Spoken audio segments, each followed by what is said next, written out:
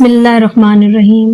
دجال کا ظہور ہو چکا ہے اور وہ پوری دنیا کو اپنے فریب میں ڈال چکا ہے۔ عیسیٰ علیہ السلام زمین پر واپس تشریف لا چکے ہیں۔ امام مہدی علیہ السلام اپنے لشکر کے ساتھ شیطانی لشکر سے مقابلہ کر چکے ہیں۔ یاجوج ماجوج کا دور گزر چکا ہے۔ دنیا بدترین قحط کا سامنا کر چکی ہے۔ اچانک ایک دن سورج مشرق کے بجائے مغرب سے نکل آیا۔ ہر انسان حیرت زدہ ہو گیا، لیکن کچھ دیر بعد تمام لوگ اپنے اپنے کاموں میں مشغول ہو چکے ہیں، یہ جانے بغیر کہ ان کی تباہی بہت قریب آ چکی ہے۔ اس لمحے ایک ہیبت ناک فرشتہ جس کے ہاتھوں میں ایک بڑا سنگ ہے، وہ اسے اپنے منہ کے قریب کرتا ہے۔ فرشتے کے چہرے پر انتہائی خوف و جلال ہے۔ وہ فرشتہ ایک لمبی سانس لیتا ہے اور سور پھونکتا ہے۔ سور کی آواز سے کائنات کی ہر مخلوق کانپ اٹھی اور اب قیامت کا آغاز ہو چکا ہے۔ اسلام نے فرشتے ارکان ایمان میں شامل کیے ہیں، یعنی ان پر ایمان لائے بغیر مسلمان ہونا ممکن نہیں۔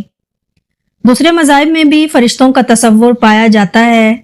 قدیم تہذیبیوں میں بابل وہ تہذیب ہے جن میں فرشتوں کا سب سے قدیم تصور ملتا ہے۔ بابلی لوگ فرشتوں کو سوکالی کہا کرتے تھے، جنہیں وہ آسمان کی روحیں اور خدا کا قاصد مانتے تھے۔ یہودیوں کی ابتدائی صحیفوں تمہود وغیرہ میں فرشتوں کو ملائکہ کہا گیا ہے۔ توریت میں بھی مختلف فرشتوں کا تذکرہ ملتا ہے جو مختلف کاموں پر مامور کیے گئے ہیں۔ عیسائیت اور انجیل میں انہیں اینجلز کے نام سے پکارا گیا ہے۔ بائبل میں فرشتوں کو خدا اور انسان کے درمیان رابطہ کرنے والی روحانی ہستیوں کے طور پر پیش کیا جاتا ہے۔ البتہ اہل کتاب کے صحیفوں میں اچھے اور برے دونوں طرح کے فرشتوں کا ذکر ملتا ہے، جو اسلامی عقائد سے بالکل مختلف ہیں۔ قدیم عرب قبائل کی بات کریں تو وہ بھی اسلام کی آمد سے قبل فرشتوں کے وجود پر یقین رکھتے تھے۔ وہ فرشتوں کو خدا کی بیٹیاں مانتے تھے اور ان کی پوجا کیا کرتے، لیکن اسلام نے ان تمام غلط اور باطل عقائد کی اصلاح کی اور فرشتوں کا صحیح تصور پیش کیا۔ دوسرے ادیان کے مقابلے میں اسلام میں فرشتوں کی اہمیت کئی زیادہ اور مقدس اور معتبر ہے۔ قرآن و حدیث میں فرشتوں کے متعلق یہ بتایا گیا ہے کہ فرشتوں کا مسکن آسمان ہے۔ وہ اللہ کے حضور ہر وقت خدمت کے لیے حاضر رہتے ہیں اور ہر وقت اللہ کی حمد و ثنا اور تسبیح کرتے رہتے ہیں۔ فرشتے نہ اللہ کی نافرمانی کرتے ہیں اور نہ ہی ان سے کوئی لغزش یا گناہ سرزد ہو سکتا ہے۔ اللہ کی مخلوق میں فرشتوں سے زیادہ کوئی مخلوق نہیں۔ ساتوں آسمان فرشتوں سے بھرے ہوئے ہیں، ان میں سے کوئی بے حرکت ہے، کوئی قیام میں ہے، کوئی رکوع میں ہے اور کوئی سجدے میں ہے۔ وہ پل بھر کے لیے بھی اللہ کی نافرمانی نہیں کرتے۔ مختلف فرشتے مختلف کاموں پر متعین ہیں۔ کوئی نامہ اعمال لکھتا ہے، کوئی جنت اور جہنم کا محافظ ہے، کوئی موسم آب و ہوا کی ذمہ داری اٹھائے ہوئے ہے، کوئی روح قبض کرنے کے کام پر مامور ہے، کوئی آسمانی دنیا میں اعلان اور رزق و برکت تقسیم کرنے پر مامور ہے، تو کوئی اس دنیا میں خدا کا پیغام پیغمبروں تک پہنچاتا ہے۔ انہی فرشتوں میں اللہ کا ایک مقرب فرشتہ حضرت اسرافیل علیہ السلام ہے۔ حضرت اسرافیل علیہ السلام کا نام عبد الرحمن اور کنیت ابو المنافق ہے۔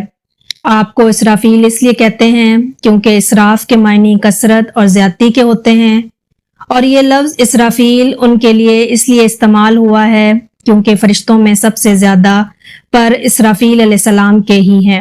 اسرافیل علیہ السلام وہ فرشتے ہیں جو اللہ کے سب سے قریب ہیں۔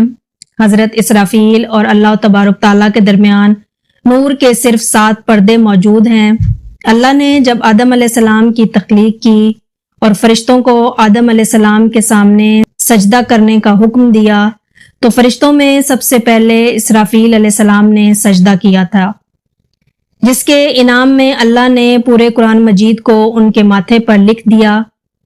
حضرت اسرافیل علیہ السلام کی تخلیق کے متعلق روایتوں میں آتا ہے کہ انسان اور جنوں کی پیدائش سے ہزاروں سال قبل اللہ نے شیشے کی طرح ایک صاف و شفاف اور سفید موتی کو پیدا کیا اور اس موتی سے سور کو بنایا۔ پھر اللہ نے فرمایا کن، یعنی ہو جا، تو اسرافیل علیہ السلام وجود میں آ گئے۔ तब अल्लाह ने आपको हुक्म दिया कि वो सूर उठा ले। आपने उसे उठा लिया। सूर में हर पैदाशुदा रूह और हर सांस लेने वाले नफ्स की तादाद के बराबर सुराख था। इसराफील अलैहिस्सलाम ने उस पर अपना मुंह रखा तो अल्लाह ने फरमाया कि मैंने तुम्हें सूर के सुपुर्द किया, बस तू इसे फूकने पर मुकर्रर है। तब इसराफील अलैहिस्सलाम अर्श के सामने दाखिल हुए और अपना दाहिना पांव अर्श के नीचे रखा और बायां पांव आगे किया। तब से इसराफील अलैहिस्सलाम इसी मकाम पर खड़े हैं और आप अलैहिस्सलाम ने कभी पलक तक नहीं झपकाई। हजरत इसराफील इस इंतजार में हैं कि जब अल्लाह इन्हें हुक्म देगा तो वो उसे फूंक देंगे। इसराफील अलैहिस्सलाम के कदो कामत और ज़ाहिरी जिसामत के मुतालिक बयान किया जाता है कि उनका एक पर मशरिक में है और दूसरा मगरिब में, तीसरा सातवें आसमान में, और एक पर से उन्होंने अपने जिस्म को लपेट रखा है। जब से दोज़ख पैदा की गई है तब से इसराफील अलैहिस्सलाम को ना किसी ने हंसते देखा ना ही मुस्कुराते देखा गया। बयान किया गया है कि इसराफील अलैहिस्सलाम का चेहरा निहायत ही खूबसूरत और हसीन है। अल्लाह ने उनकी सांस से हजारों दीगर फरिश्तों को पैदा फरमाया है। हजरत इसराफील को मौसीकी का फरिश्ता भी कहा जाता है। आप हजारों मुख्तलिफ ज़बानों में खुदा की हम्दो सना करते रहते हैं। आप अलैहिस्सलाम जब तस्बीह करते हैं तो आसमान का हर फरिश्ता उनकी आवाज़ की कशिश की वजह से उन्हें सुनने के लिए उनकी तरफ मुतवज्जा हो जाता है। इमाम औज़ाई ने लिखा है कि अल्लाह की मखलूक में इसराफील अलैहिस्सलाम से ज़्यादा खुश आवाज़ कोई नहीं। आप आसमान वालों के लिए मुअज्जन हैं। आप 12 घड़ी रात में अजान देते हैं। इस अजान को आसमान और 7 ज़मीन वाले सुनते हैं, मगर जिन्नात और इंसान नहीं सुन सकते।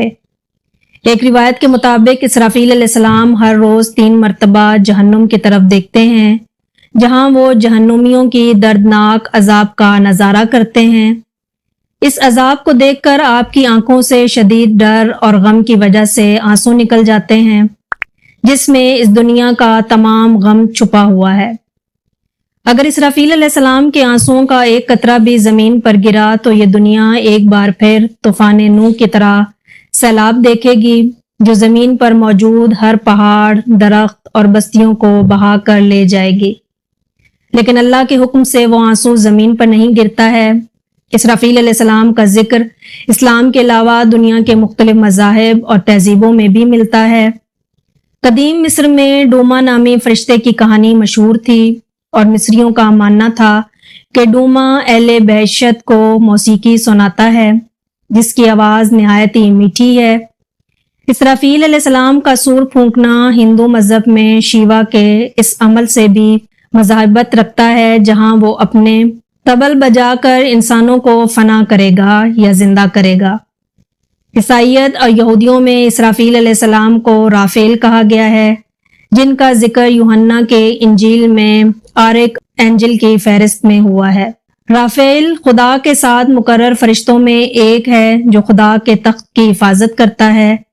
तूफान नूह के बाद नूह अलैहिस्सलाम को राफेल ने ही एक सहीफा दिया था, जिसे इस्लाम में सूफ़े औला कहा गया है। हदीस और रिवायतों में क़यामत में सूर फूंकने का मंजर कुछ यूं बयान हुआ है कि जब अल्लाह ताला हुक्म फरमाएगा तो इसराफील अलैहिस्सलाम सूर फूंक देंगे। सूर की आवाज़ इस कदर खौफनाक होगी कि हर जिंदा चीज़ कांप उठेगी, यहाँ तक कि इसकी आवाज़ को सुनकर शैतान और इसके चीले भी भाग खड़े होंगे और पनाह लेने की कोशिश करेंगे। आसमान फट जाएगा, पहाड़ रेजा रेजा हो जाएगा, सितारे और सैयारे गिरने लगेंगे, हर तरफ अंधेरा छा जाएगा और कायनात की हर शय फना हो जाएगी। यहाँ तक कि खुद इसराफील अलैहिस्सलाम और तमाम फरिश्ते भी फना हो जाएंगे और सिर्फ अल्लाह की ज़ात बाकी रहेगी।